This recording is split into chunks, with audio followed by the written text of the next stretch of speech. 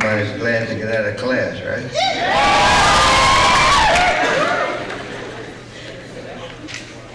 I do live in L.A., that's Lower Alabama.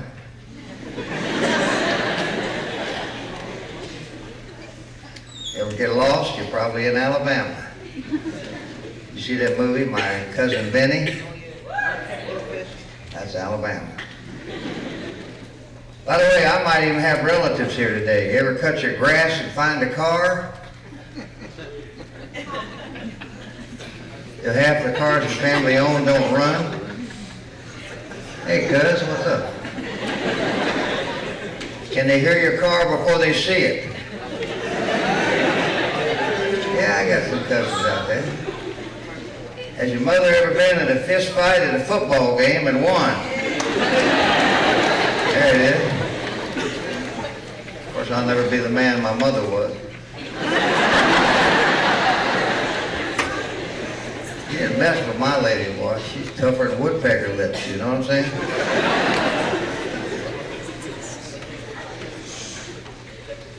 Does your mother own a homemade fur coat? You love your pets, recycle them. And the more I see of the human race, the more I love pets.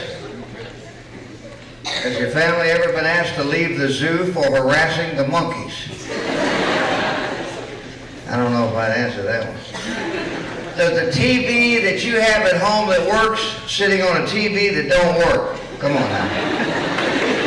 There we go. Come on. Just stack them on up there. By the way, you guys think you got it tough? We had to get up to change the channels.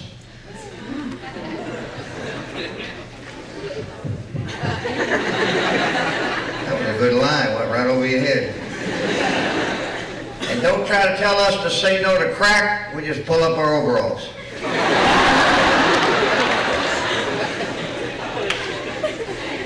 That'll sneak up on you by lunchtime. No, it's good to be in Texas, man. It's good to be in Texas. By the way, I'm glad y'all got a sense of humor. Did you know God had a sense of humor? Look at the one sitting next to you.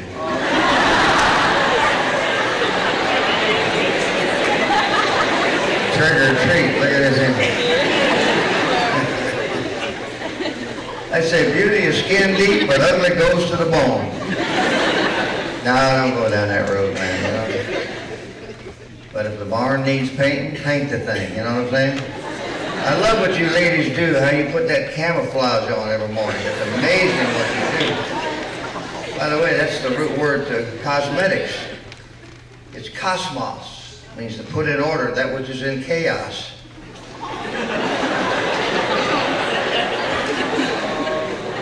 Some of you ladies, you still use those curlers up there? You can get all kind of stations with those things up there. Radio Free Europe, here it comes. But anyway, I'm glad y'all put that good stuff on your face, you know. We really appreciate it, of course. Some of us, it's way too late. And I don't talk about people's looks. Look at this face. Look what I had to live with. You think your life's tough? Man, when I was born, the doctor looked at me and smacked my mother. You claiming this? Had to tie a bone around my neck to get the dog to play with me.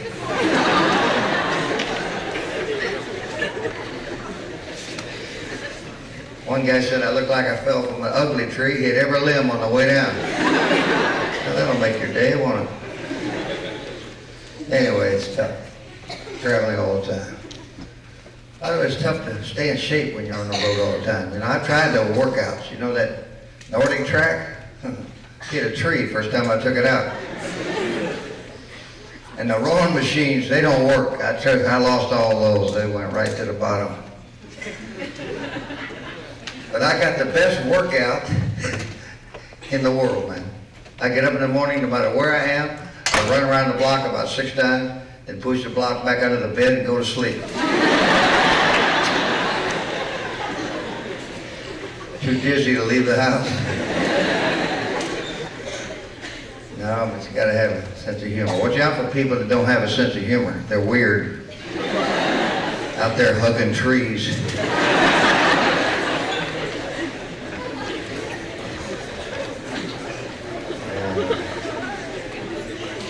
got to have a sense of humor. You got to be able to roll with the punches in life today.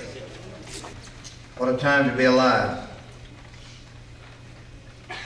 Live in a country where people now are expressing their frustration and anger by killing everybody around them. How does that happen? By the way, they do find a common denominator, these violent people that want to take people down before they die. Video games. Violent video games. See, it proves that what you sow, you reap. What you reap, you eat. Life tastes bad. Guess who's cooking? You cannot fill your mind with violence without it eventually coming out. Back in 2004, I had the tremendous privilege of traveling to Afghanistan.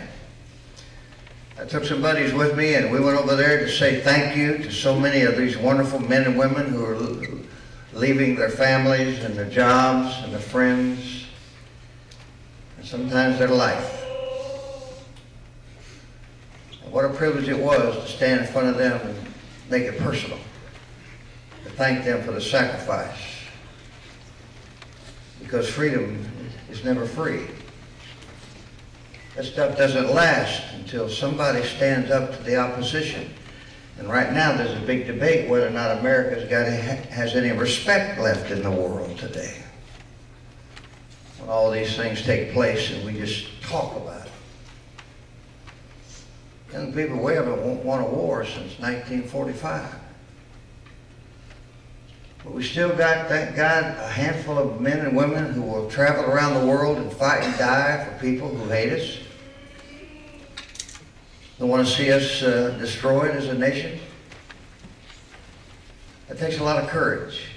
It takes a lot of guts. I had a gentleman ask me recently, what do you think of your country now? What do you think about America? How do you see this country? So I reached back in the eons of my brain and I pulled out some words that I somehow might be appropriate. I had a dream the other night. I didn't understand. A stranger walked in through the mist with a flintlock rifle in his hands. His clothes were torn and dirty. As he stood beside my bed, he took off a three-cornered hat. Speaking low to me, he said, "We fought a revolution to secure your liberty. We wrote the Constitution as a shield from tyranny. For future generations, this legacy we gave to make you the land of the free and home of the brave. The freedoms we secured for you, we thought you'd always keep. The tyrants labored endlessly while your parents were asleep. Now your freedom's gone, your courage is lost. You're no more than a slave in the land of the free, home of the brave. You buy permits to travel, permits to own a gun, permits to start a business or build a place for one on land you think you own. You pay your yearly rent, but you don't have a voice in saying how that money's spent. Your children may attend a school that doesn't educate. Your Christian values can't be taught according to the state. You read about your daily news in a regulated press. You pay more taxes than you owe to that thing called IRS. Your money's no longer made of silver or gold. You trade your wealth for paper so your life can be controlled. You pay for crimes that make your nation turn from God in shame. And now you've taken Satan's number and traded in your name. Give your government control, they could do you harm. They could burn down churches and seize your family farm and keep your nation deep in debt while putting men of faith in jail, then harass your fellow countrymen while your corrupt courts prevail. Your public servants don't uphold the solemn oath they've sworn, and now your daughters visit doctors so their children won't be born. Your leaders send guns and artillery to foreign shore. You send your youth to slaughter, fighting other people's wars. Could you regain the freedoms for which we fought and died? Or have you lost your courage and your faith to stand with pride, and are there no more values for which you fight to save? Or do you want your children to live in fear and be a slave? And citizens of this republic, time to rise and take a stand. Defend the Constitution, the supreme law of your land. Protect your great republic and every God-given right. And pray to God to keep the torch of freedom burning bright. As I awoke, he vanished, in the midst of which he came, but his words are true, we are not free, but we have ourselves to blame. For even now, as tyrants trample each God-given right, we only watch and tremble, too afraid to stand and fight. But if he stood by your bedside in a dream while you were asleep and wondered what remains of the freedoms we fought to keep, what would be your answer if he called out from the grave? Is it still the land of the free and home of the brave? Young people, my generation betrayed you. We've twisted everything to make it look absolutely different. Politically correct, I think, is the expression. What does it mean? I don't have any idea. But I do know that the people that I look up to and the people that fought and died and some of your fine teachers who could make a whole lot more money going somewhere else doing something else, they're not worried about being politically correct. They're concerned about teaching you what you need to face some very difficult times that are coming. We have forgotten how we got here. I fought the British redcoats, served Washington with pride. I marched with Grant and yes with Lee and fell at Custer's side. I made a charge up San Juan Hill. I held the Alamo. A mounting threat to world peace, they called me to go. I lost tons of blood in World War I and II in desert sand and jungle trees. They pulled me from the burning wreckage and buried me at sea. At Korea's 38th parallel, I fought amidst the sham. I left my loved ones, took up arms, and died in Vietnam. On every kind of battlefield, desert sand, or jungle marsh, I've seen brave soldiers give their lives in conditions brutal and harsh. I viewed the bombed out cities. I mourned for all that was lost. I pondered in my saddest hour, what could warrant such a human cost? The answer, of course, is freedom. Freedom defines the job I do. I volunteer, I'm called, I serve on freedom's maintenance crew. Whether career or citizen soldier, I serve the highest plan. It's called duty, honor, God, and country. Because I am the American fighting man. You see, young people, this is these days we live in are so difficult. To keep your focus, to establish your priorities. In other words, what is the main thing of your life? Because it's been said the main thing is to keep the main thing the main thing. We all live on the basis of priorities. And you know that the majority of this country can rarely ever tell you what the most important thing in life is. Well, it comes down to what you really think. The attitude, the motivation, the enthusiasm, the respect, the integrity, courage, and ambition or aspiration. These are the qualities that I think make up this country. I think this is what America was founded on. And now we apologize for things that we should never ignore or deny. One nation under God. You know why the eagle should always be at the top of the flag? You realize the eagle shows you the character of God. Their loyalty to one another, their ability to defend each other, how they care for their young, their faithfulness, their strength, their power. Because I don't think America has flown like an eagle for a long, long time. I'm not trying to be critical. That's what all the talk shows are about. Always telling you how wrong things are. I wish they'd just come out one day and tell you about all the wonderful things that are right. How come the empty wagons rattle the loudest? How come we always emphasize the violence? Let me tell you what negativity will do to you. It'll turn you into a cynic. See, I was a cynic when I was your age. If you remember, I had that experience with my little buddy. I was playing ball at that parking lot, and I hit the ball over his head and it rolled up behind the church. And when he ran to get the ball, the preacher cut him down, called him names, chased him off. He didn't even know my friend. And when he came back to me and I looked at his face and I said, Russ, see, we both stuttered terribly. That's one of the reasons we bonded as friends. We could talk better together than with other people because they always had to make an issue of the fact that we stuttered and couldn't get our words out. And I said, Russ, what'd that man say?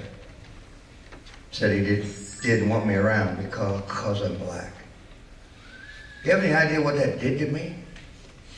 I never noticed that he was different color. It never dawned on me because none of us choose our colors or our parents or our background. You know, you just learn to live with it. You know, parents are under pressure, man. Where do you go to school to be a parent? Where do you go to school to be a good mate? Why do you think they say things that don't make any sense? Have you ever heard your mother say something like, you go out there and cut your legs off in that lawnmower, don't come running to me? Sam, Mom, take another Prozac. Has your mom ever got upset and asked silly questions like, you want me to smack your face? We got choices now? Right over here, huh? And am I the only one in here that heard this growing up? Were you born in a barn? I go, no. No. My brother started laughing. What are you laughing at?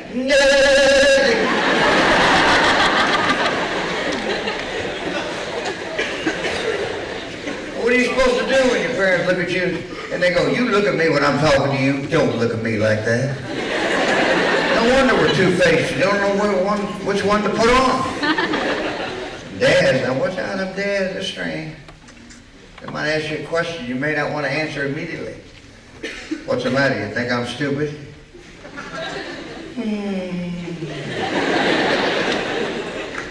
Don't tempt me, old man. It's tough to be responsible for a family, to be accountable. And if you're loved in your home, if you have parents that actually love you, you are so rare. I've been in schools where 9 out of 10 of the girls were already mothers, and not one guy had the guts to hang in there. Now, you want to talk about attitude, accountability? These things that somehow we just figure, well, does it really matter? Well, it sure does. You're going to stand one day before some kind of preacher or justice of peace and say words about till death us do part? Well, just think. What does I pledge allegiance? I pledge loyalty? You mean to tell me you actually have within you something that's related to the things that this flag stands for? While in Afghanistan, I had the honor of having an honor guard bring out an American flag, holding it wide open, and when they begin the folds, I gave the 13 folds at a funeral. Every one of those folds represents something that used to represent so much of what America was. Most people have never heard it.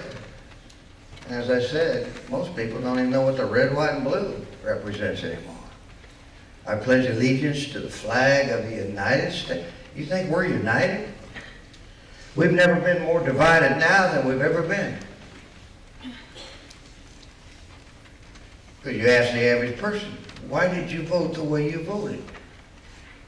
Did you vote your convictions? Did you vote for freedom or security? What's the difference between freedom and security? Freedom is something you're going to pay for. Security is something you want without paying. It means I expect the government to take care of me. By the way, if the government takes care of you, if they lift you up, they can drop you. If they buy you, they can sell you. The government's trying to play God. The purpose of the government was to defend your rights, privacies, and freedoms, not to take care of you and pay your bills. What do you think free enterprise stands for? People that use their imagination, their talent, their abilities, their strengths, and they go out there and they bless others. They produce. They're the makers, not the takers. Now, there are some wonderful people in this world that deserve help. You realize a lot of our vets right now are coming back maimed, with members of their body gone, and now the government expects them to pay the tab? You take care of your vets. You take care of the elderly. You take care of the people that need the help. Well, this country's got an attitude of entitlement. Somebody owes me something. You feel that way? Life's going to be pretty ugly by the time you figure out what day it is. I'm talking about attitude, the A of America. You're not what you think you are, but you are what you think. And see, when that preacher cut down my friend, I reacted so violently because I figured this man must be a hypocrite. He's got the mask on. He talks about the good book and God's love and all that stuff, and yet he had an attitude towards someone's skin. How blind can you be? But you see, some people love to hide behind that mask. That's why I love these words. When you get what you want in the struggle for self and the world makes you king for a day, go to the mirror, look at yourself, see what that guy has to say. It's not your father, your mother, your wife, whose judgment upon you will pass. The verdict that counts the most in the world is the one coming back from the glass. Well, the world may say you're a straight shooting chum and call you a wonderful guy. The one in the mirror says, you're a bum, you won't look me in the eye. He's the one you face, forget the rest. You see, he's with you to the end, and you pass the most dangerous, difficult test if the one in the glass is your friend. You can fool the world down the pathway of years. Get pats on the back as you pass, but your final reward will be sorrow and tears because you cheated the one in the glass. Some of you are eat up with peer pressure. Look, there is positive and negative peer pressure. And every one of you represent one or the other. When I talk about motivation, the M of America, I love to talk about that football player years ago up in North Carolina who broke the running back record for the history of the school. And they wanted to interview him, obviously, because the colleges wanted to recruit this young man. And so they went to his house, and you remember, they wanted to do it in his room, and they walked into this high school senior's room. Didn't even look like he lived there. The place was immaculate. It was clean. The bed was made. And one guy said, your mother works hard around here. He said, that's true, but the room is my responsibility. Oh, really? You keep it like this? Yes, sir. Why? It's a way of saying, I love you, Mom, without using words. Saw a sign on the wall that says, drugs and alcohol belong to the chumps, but never the champs of life. And one guy says, you don't go out there and booze it up with your jock buddies on the weekend? He said, no, sir, that's not me. Saw another sign that really surprised him. It said, true love waits. One guy said, you're not a bad-looking dude, man. You don't go out there and bird dog them girls and see how far you can mess with them? He said, no, sir, that's not me either. One guy said, what about peer pressure? He said, mister, I am peer pressure. By the way, so are you. Do you realize that what you are right now is affecting everybody around you? Do you realize every day you walk into this school, you either build it up or tear it down? This is a great school because you're here, or it's less than what it could be. You see, the great test. You want to talk about motivation? One of the great tests of life I want you to take with me. If I ever got on TV, I'd love to have this nation ask this question, see how it fits. You ready? Listen to these words and then repeat it for yourself.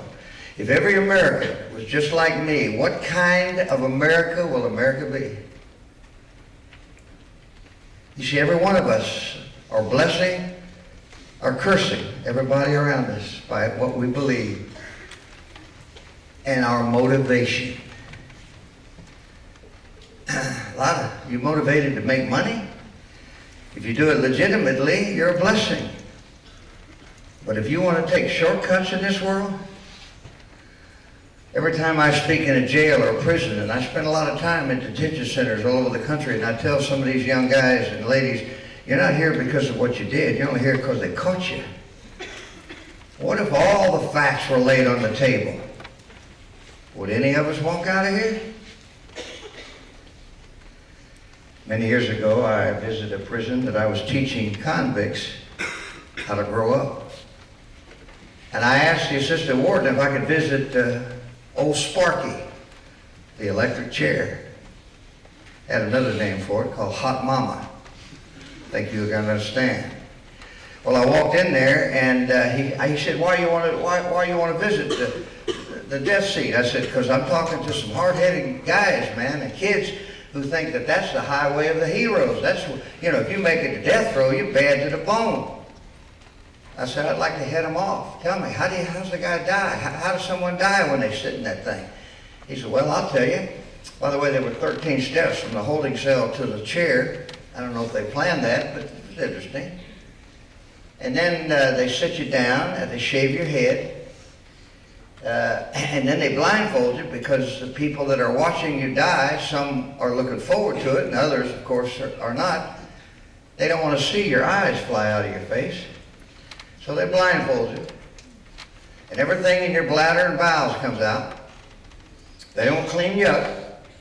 They drag you out of the chair, put you in a body bag, and before they throw the dirt on an unmarked grave, they throw a cigar box with everything on planet that you own. I said, by the way, has anybody ever sat in that chair and got up and walked out? He said, not yet. I said, you mind if I sit down? He said, you're weird. I said, what you don't know, sir, is many years ago, I almost bought that chair. I let my bitterness and my anger and my self-pity and revenge, and they all led me to one night, I just lost it. I almost murdered somebody. And I said, the only reason I didn't is because the grace of God had something better for me. And I said, by the way, there was somebody who died in my place. It wasn't a chair, it was a cross. He went to death row for all of us. And then turned it into everlasting life 3 days later. So I sat down. Kind of eerie feeling, Then he asked me, if this was your last day on earth, what would be your last request? I said, hold my hand. He didn't laugh. But I got up and walked out, and I had the eerie feeling of knowing I'm still free. Not because I'm good, not because I deserve it, but because I have been delivered by the power and the love of Almighty God.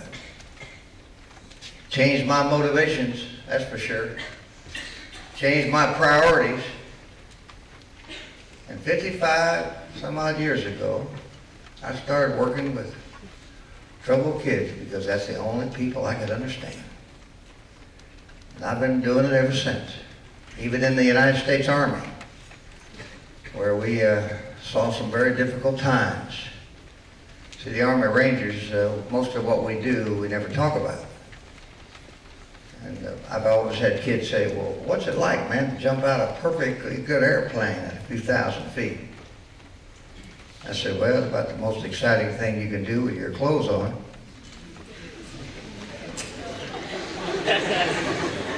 It's okay to laugh if you don't let it out. Can I get a witness here, huh? By the way, let's talk about this. Enthusiasm? I'm going to come back to that. Let's talk about respect. By the way, gentlemen, when you take a lady out, what's your motive? What's your agenda? You do it because you respect her? Are you aware that most of the girls that you date right now is going to grow up one day and marry another man, be the mother of his kids? You're messing with somebody else's future mate. How would you like to meet the guy dating the girl you hope to marry? What would you tell him? You think that young lady deserves to have guilt or shame or regret because of spending time with you? How do you want your kids to talk to you one day? You're going to be the kind of parent that says, you do what I say, not what I do. Because what we do speaks so loud, they often don't hear what we have to say about life and love and respect. By the way, I have no illusions about you ladies joining the military, but I would never put you in combat. It's not that you can't fight. That's not the issue. You give automatic weapons to 100 women at the wrong time of the month, you got yourself a real war.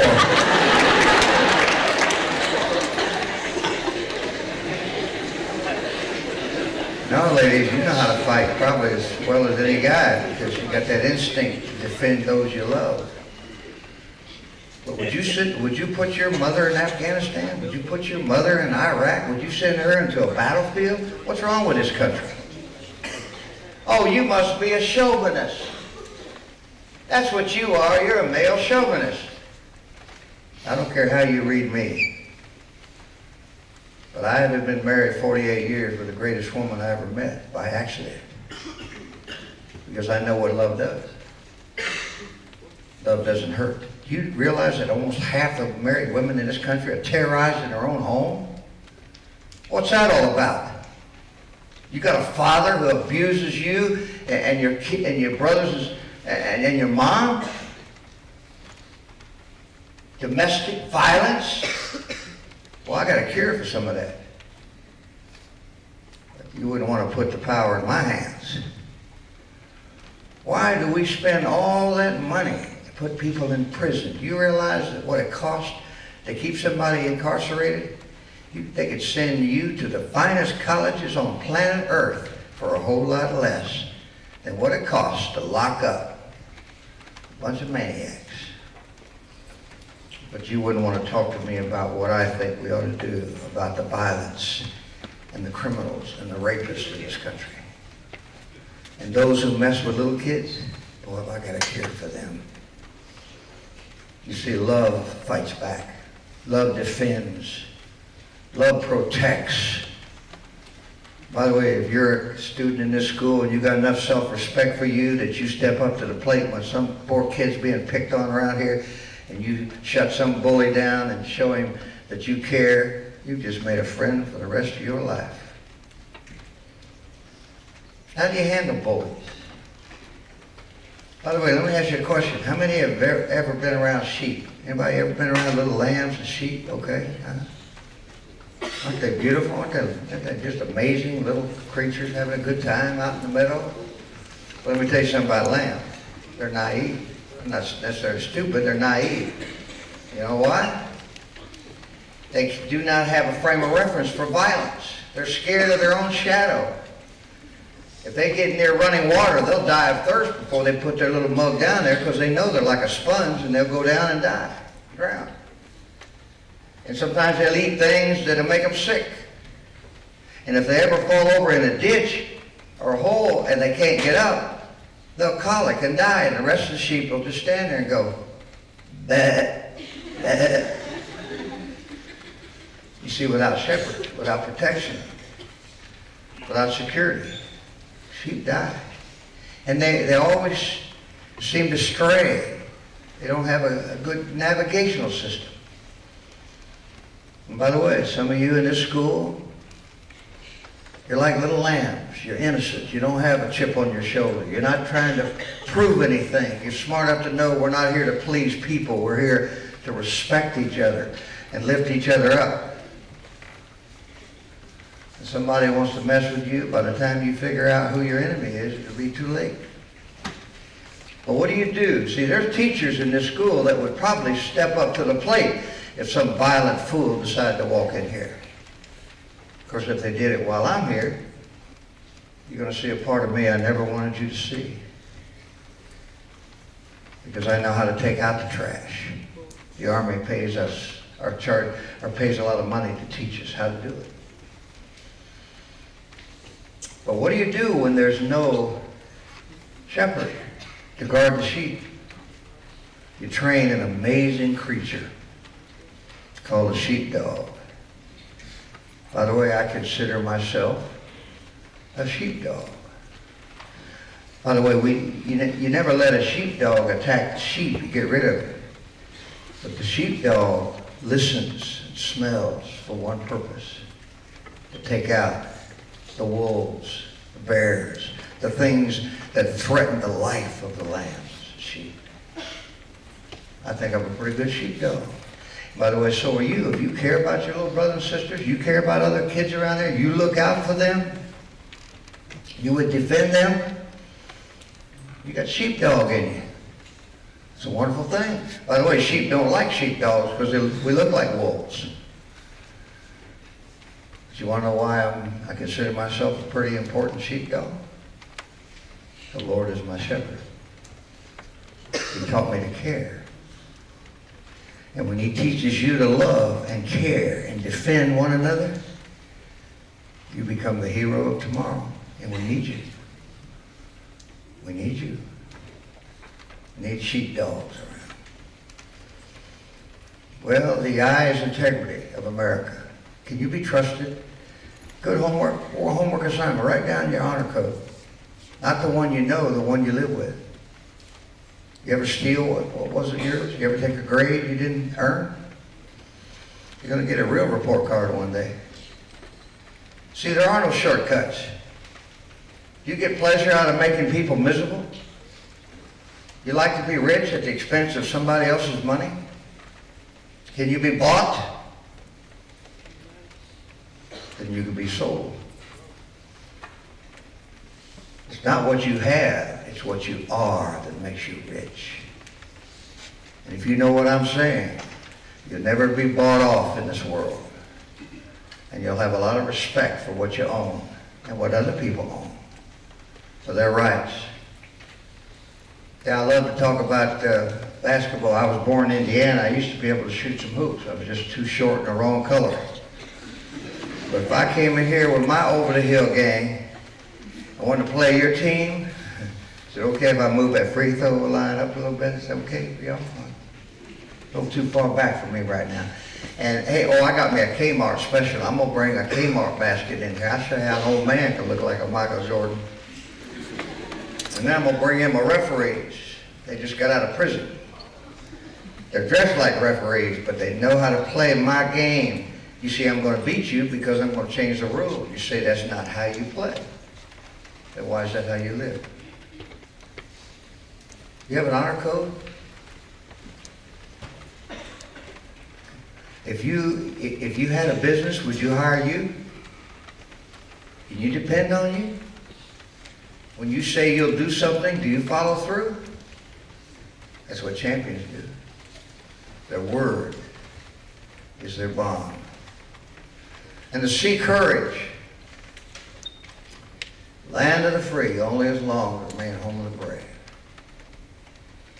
Back on April 9, 1969, in Asia Valley, Vietnam, the movie Hamburger Hill was a story of Bruce King. First lieutenant from North Dallas, Texas. Bruce King was the first lieutenant over a handful of troops at a place called Asia Valley, the 101st Airborne.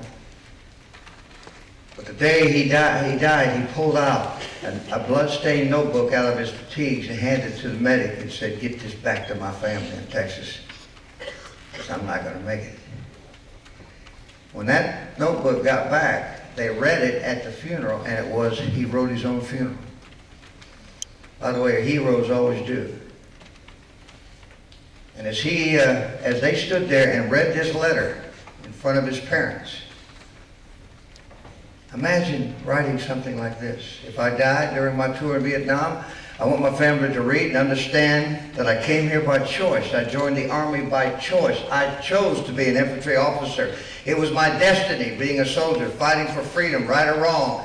It's a job that must be done. It's the job I do best. He said, Americans forget what that flag stands for, but I'm a patriot. I believe in this country. I believe in our system of government. And to me, it's worth fighting for and if need be dying for.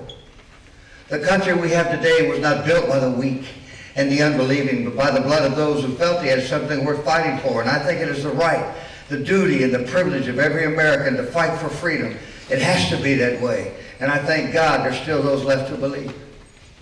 He mentioned the people in the streets who protest this country, this politics. And he said they have the right to protest because men believed enough in the system to die for it. He said there's still Americans with dreams and ideals that I feel worth fighting for. This is what I believe. If I died, my life bought something. It wasn't wasted. I believe it or I wouldn't be here. And then when he closed, he said, I'm a believer, I'm a dreamer, I'm a patriot, but most of all, I'm a professional soldier in the United States Army from the bottom of my boot to the top of my steel pot, and I feel proud and honored to serve this country with those who believe. My life was not wasted. Your loving son, Bruce. And then his last words were thanks for everything. Years ago in North Dallas, I stood in his high school. There were teachers that remembered him. And then his dad was sitting out there. The dad came to me before the assembly and said, see me afterward. So I met him out in the parking lot. He said, wait right here. And he went to his car and came back with a box. He said, I want you to have what's in this box. It's my most valuable possession. I don't want my family, I don't want anyone else to have this. You have remembered my boy all these years. And when I will finally, you see me get back in that car and drive away, then I want you to open it. And so I watched him as he walked to his car because he had 6 months to live. He had cancer. And as he drove away, I opened the box. And there were all the medals that his son had earned in fighting for freedom, and you and me. I still have them. I carry it with me. Because it's some things you never forget. Like that little boy who came to me in a school and said, we don't do the pledge, my school. But I do it every morning because I got my granddaddy's flag on my wall. I got his picture there. He said, my granddaddy died for that flag. And I'm so proud to have it. Because my feet hit the floor. The first thing I do every morning is I greet the picture. I say, good morning, Grandpa. And he says, I look at that flag and I pledge allegiance to it. And I mean every word that I say. By the way, I went to the high school that afternoon, and when I told them about that young man who pledged the flag by himself, both schools began to do the Pledge of Allegiance. You see, when you start doing the right things on your own, it's contagious. It passes on, and others are inspired. And the C is courage, and you just heard the best definition of courage from First Lieutenant Bruce King, Army Airborne Ranger. How do you define courage? What are we afraid of? Why is it everywhere I go I hear people talk about the fact that you cannot mention your faith? You can't talk about your Savior. Oh no, we can't do that. I've even passed out coins, and I have some here today to give you as a reminder. I want you to have one. And I've actually had principals look at that coin and say, oh, we can't pass this out. Why, that's got a Bible verse on it. Do you realize what the Bible represents? It's not a book, it's a man. And the Word became flesh and dwelt among us and walked on this earth and bled and died and came back from the dead. That's not fantasy, that's history, that's life. You afraid of his words? No wonder this country's weak. No wonder we're apologetic all over the world for the things we do. No wonder right now we can't even stop the insanity that's in our neighborhoods. Well, attitude, motivation, enthusiasm, respect, integrity, courage. The last A is ambition or aspiration. Have you ever inspired people with your life? I don't know if I referred to this last time, but I hope I did, because it's one of the greatest stories. If you've ever seen the movie Rudy, you saw a story of how that young man gave it all, man, for the dream of just running out on that field one day for Notre Dame. And everybody said he couldn't do it. But he stood up against all the opposition. And he only had one friend that believed in him, and when he passed, it was a lonely trip. but he won. Hope y'all see the movie Rudy. But I'm talking about another little Rudy. This young boy, years ago, played football for high school, but he wasn't very big, never made first string. And one day they were practicing, and the coach got a note from the office, and he gave it to him. He said, "Son, read this. It's from the office." And he looked at it, and his eyes teared up, and the coach says, "What's wrong, boy?" He said, "I got to go home. My daddy just died." "You just lost your dad?" "Yes, coach." "Well, don't come to the game tomorrow night, the homecoming game. Don't come. You take care of your brother and your mama, okay?" Kid looked up and said, "Coach, what you don't know is tomorrow night is the biggest game of my life. I'll be dressed out. You be ready to put me in this game because you're going to need me." He didn't understand that. But as the next night came, he was dressed out, and wherever the coach moved, he moved right with him like a shadow. And sure enough, man, by halftime, they were so far behind, he later said, "I put him in to shut him up because I figured we're going to lose this game." But when he got in the huddle, something happened. Something amazing seemed to take place. The spirit of these guys, the attitude to drive on, man, and start changing. And they started pushing the other team all over the field. And this kid intercepted a pass in the last few seconds of the game and ran 70 yards. Nobody even touched him. And they won that game. They turned that game around. Man, it looked impossible at halftime. And the people couldn't wait to get on the field to thank them and congratulate them. And the big coach got up there next to that little guy, and he said, "Son, I've seen a lot of games, but I've never seen anybody play any harder than you did tonight, son. What got a hold of you?" He said, "Daddy, but I'm sorry, you know your daddy's gone." He said, "Oh, I know that, coach. But you didn't know my daddy was blind, and tonight was the first time Dad ever saw me play." You know, there's a song written called "The Blind Man and the Bleachers," about a dad who showed up every game to support his son even though he could never see him. But when that man passed, that boy told his team, "Tonight, heaven's going to open and Daddy's going to watch me play for the first time. Let's show my daddy that it's worth it." And I'm telling you, gang, you could inspire, you could become the hero of tomorrow for the school. You can make a difference, not just make a living. I wasn't very good at academics, and the last thing I ever wanted to do was stand up in front of somebody and speak, because I stuttered so bad. It took me forever to break the habit to be able to talk. But if what you do is motivated by love, you will find a way to conquer and overcome all the obstacles of life, because I can't actually live on I won't street. Once you get out of your comfort zone, you'll always tell when you're growing because you do things that make your palms sweat. Once you get out of your comfort zone and take a stand in this world will salute you. I remember a little girl back in Alabama named Jeannie Wilson. You talk about inspiration. Jeannie is a 3-time world, 7-time gold medal weightlifter, 125-pound blonde, can bench over 185 pounds. You may not be impressed, but you would if you lived in her wheelchair. By the way, I think there's a young student somewhere in the school today in a wheelchair. I haven't had a chance to meet him, but I hope I get a chance. You try spending one day in a wheelchair.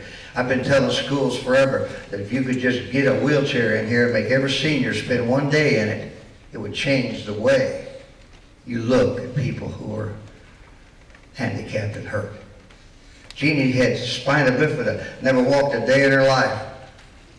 She called me years ago, and it was late at night, and she called with a raspy voice because see, it affects her larynx. And she got on that phone. I said, "Jeannie, talk slow. I want to hear this." And she says something like, "Gary, they called and told me I was elected Wheelchair Athlete of America next year." You see, you got to aim high and never quit. Never give up. Never surrender. Because you're living in a world of lies and hypocrisy, young people. You're living in a world of smoke and mirrors, because what we see is not really what's real. Many years ago, there was a fire that broke out in a large apartment building up in Chicago. And a lot of those people died in their sleep. They didn't have smoke alarms. They didn't have modern techniques of fighting fires they do today. And this little mother woke up in time to grab two of her kids. She had one under each arm folded in blankets, and she drug them from the third floor down to the parking lot. And as she laid them at the foot of a friend, she said, "Please watch him. I got to go back. My baby boy is still upstairs." So she charged back into that flaming apartment building and made it to the second floor when a large arm grabbed her and said, "Lady, you got to get out of here. It's coming down." And she looked up and said, "Please let me go get my baby boy. He's still up there." And this firefighter looked at her. He said, "Lady, tell me in detail, where's your little boy?" She said, "Third floor, 4 doors on the right, second room, there's a crib. Please hurry." He said, "You get out of here, I'll get him." So he went back, and when she came out of there without her baby, and then people said, where's your... She said, "The firefighter, he's going to get him. He's going to save him. He's going to get him for me." And sure enough, they waited. All these people were waiting to see if he could make it. And as the flames began to go through that apartment building, they had doubts, but all of a sudden, he reached down. He did find the room, and he found the crib, and he reached down in all that smoke, and he just grabbed that little body. It was wrapped in a blanket, and he held it like a football, and he turned to fight his way back out that building. And when he finally got to that parking lot, he could hardly breathe, but the people cheered, and he walked over to this loving mother. You can imagine how relieved she was when he handed her that little body, and all of a sudden, she began to feel something. And then she removed the blanket, and then she screamed and fainted. You see, the firefighter accidentally picked up the doll. You see the world you're in? Feels good. Looks good. I'm confident. I'm sincere. Trying to do the right thing. You can't blame that dear guy for the mistake. But who are you going to blame one day when you look at your whole life and realize you bought into the wrong things? And life is going to blow up in your face. And those in your family are going to suffer. I tell you, this is the battlefield you're in, gang.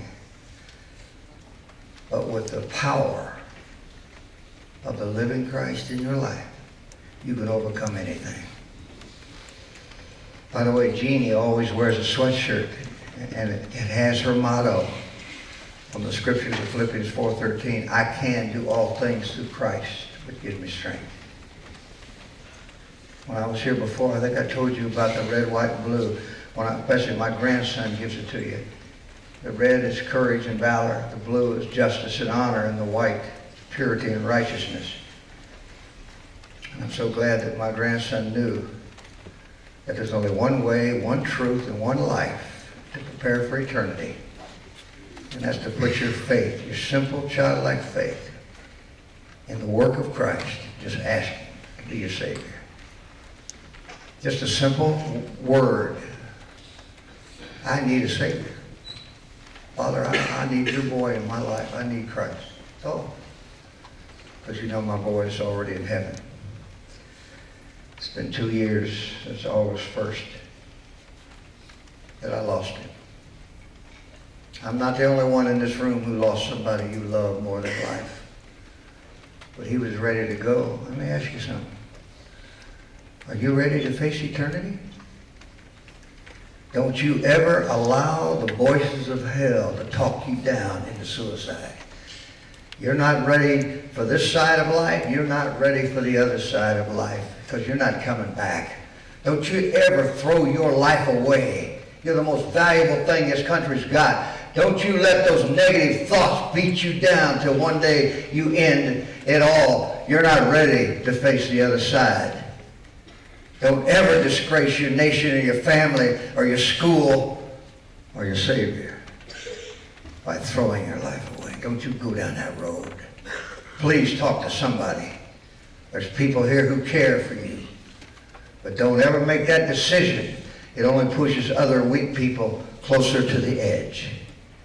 The last thing I dealt with in Afghanistan was a suicide.